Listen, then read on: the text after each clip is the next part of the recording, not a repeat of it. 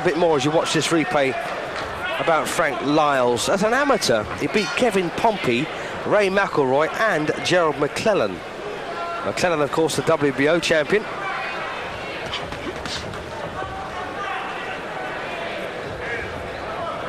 And started his pro career, in fact, with Emmanuel Stewart at the Kronk Gym, but drifted away from those and then joined the 10 Goose group. Where did they get that name from? So there you have it, all of the background and information on both of these fighters.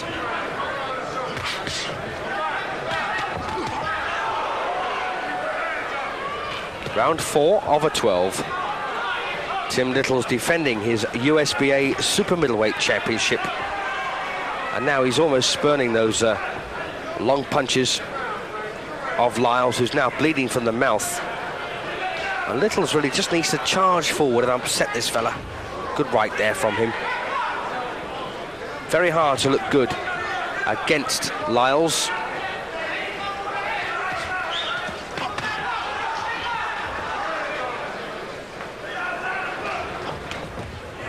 Oops, and once again, and that's the third time that Littles has stumbled in this one.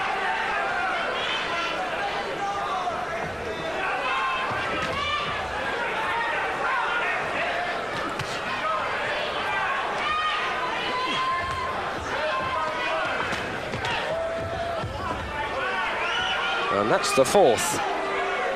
Well, it's not too pretty.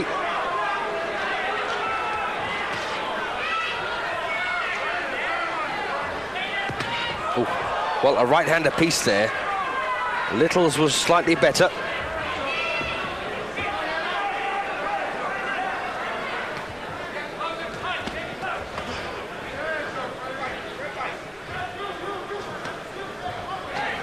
Oh, and again, a good shot.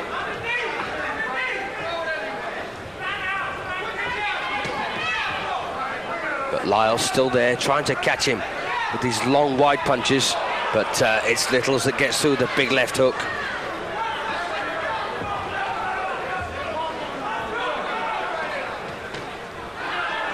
And that's always going to be the big danger when a fighter has a protected career, in as much as he's been put in well below himself, because when the time comes for him to step up in class, and it really matters, that's when they're often found wanting.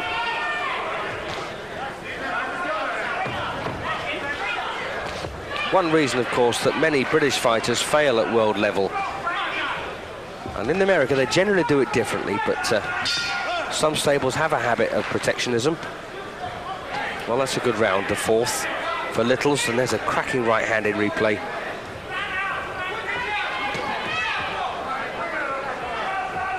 Of course, just continuing that, it's no good getting a prospect bumped off and bashed up early in his career. You want to make sure he gets the right learning fights, but some stables do take it to the limit, and that's all over the world. Often, of course, we see fighters getting world title shots, so-called, that haven't done the slightest to merit them. But that's the politics out of the way. Let's get back down to the fight. Round 5, this.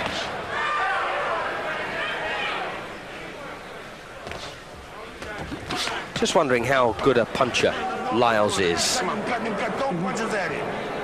You're trying to take the guy out with one punch. You don't take him out with one punch. Get close. Now you just gotta move up because the guy's told you can't be on the outside looking. Get on up there.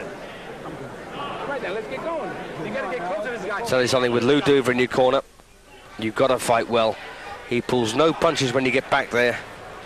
I remember meeting him in Windsor when Rocky Lockridge fought Barry Michael, and he didn't pull a single punch that night.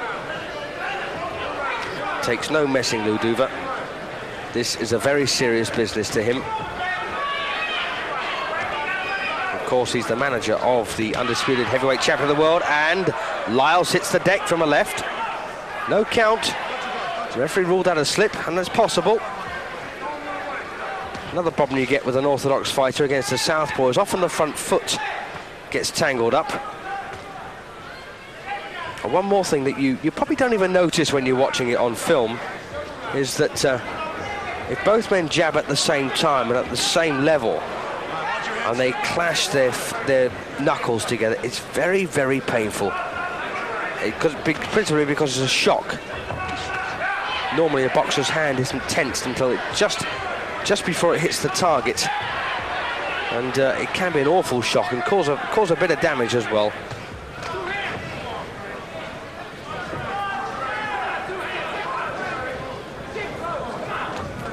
And Liles is not making the best use of these physical advantages. I'd like to see him stand back and pop in a left uppercut. Just dip at the knee and twist the waist, bring it up in a big arc. Of course, the big right there again from Liles, and a left hook. Shorter men made for uppercuts. Oh, and again, a cracking shot there from Liles.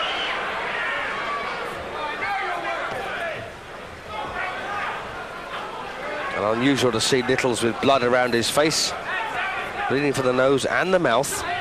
So Liles has had some effect.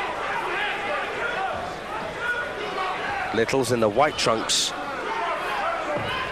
And a bit of an abrasion around the left eye as well. Possibly a nick on the eyebrow.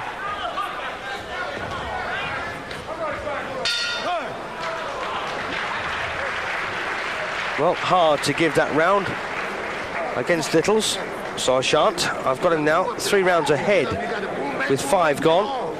See what I mean? But you can't do it if you're standing out here. Come on, I get it. Look, come on. Double, triple, you jab. You understand? And there's Jack O'Halloran.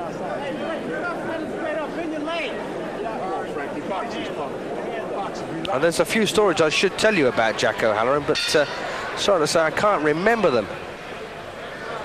I remember him training in the same gym as me at one point, and he looked a big monster. And he came over to Britain to fight somebody. I think it might have been John Conti. I'm not absolutely, when Conti was a heavyweight. But, well, my memory's fading with age.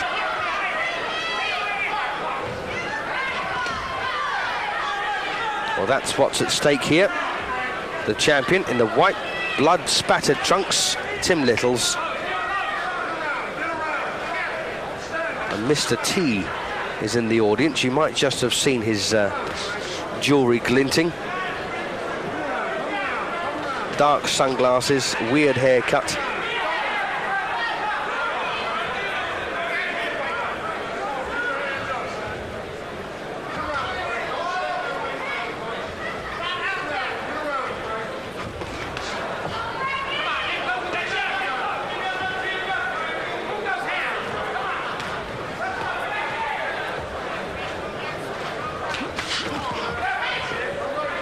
And Liles is not the educated puncher he could be.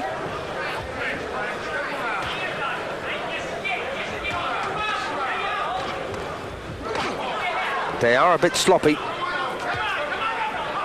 Just pouring out that jab. And there you see a tangle at the front feet.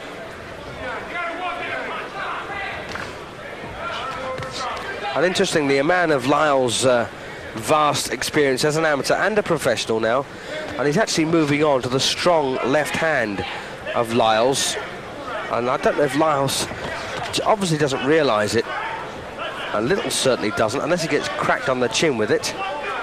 He should be moving to his own left against the southpaw, which nullifies the southpaw's big left hand and also sets the southpaw up for a left hook. And I'm very surprised that Lou Douvre has allowed Liles to get away with that in this match. Should be moving the completely opposite direction. The same, of course, also applies to Liles, who's now moving to his own right.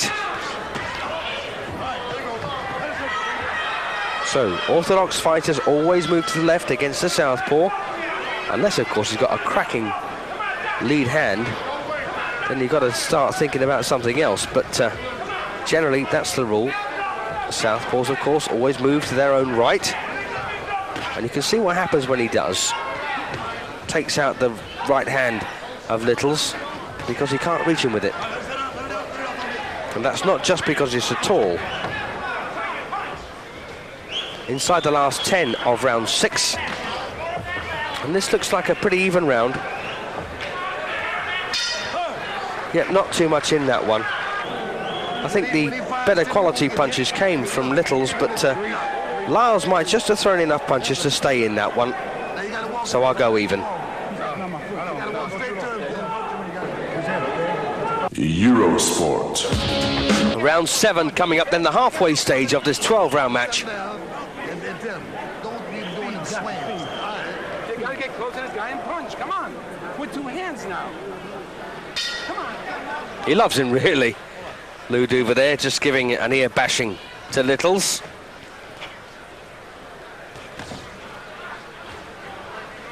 And if any of you have ever had the pleasure of coming across a gentleman by the name of Harry Burgess from London, you'll understand why I call him Britain's answer to Ludover. And there's Mr. T in the background. He can only fight on film, of course. Wouldn't last around with either of these two.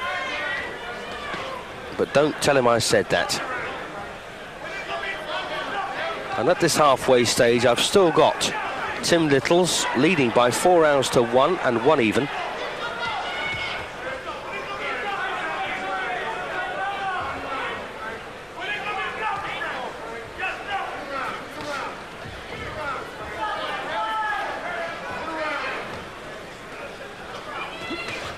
Liles managed by Dan Goosen.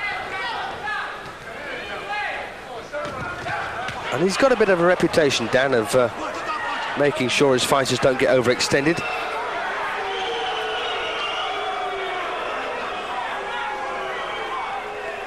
Well, Liles there warned for holding and hitting.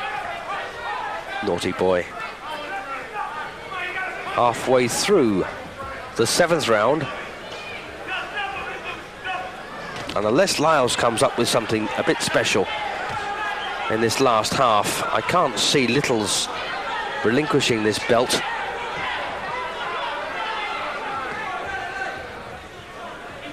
But that said, it's been a rather tough physical fight. Good left there from Liles.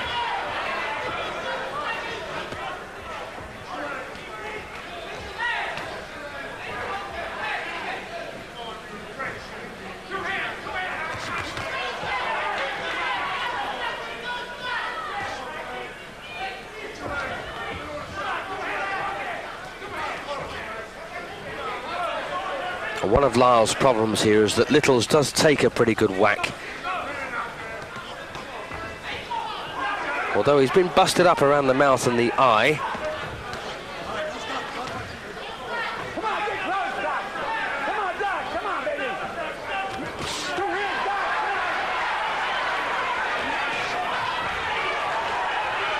Doc. Well, Liles there trying to respond to Ludover in the corner, but fails.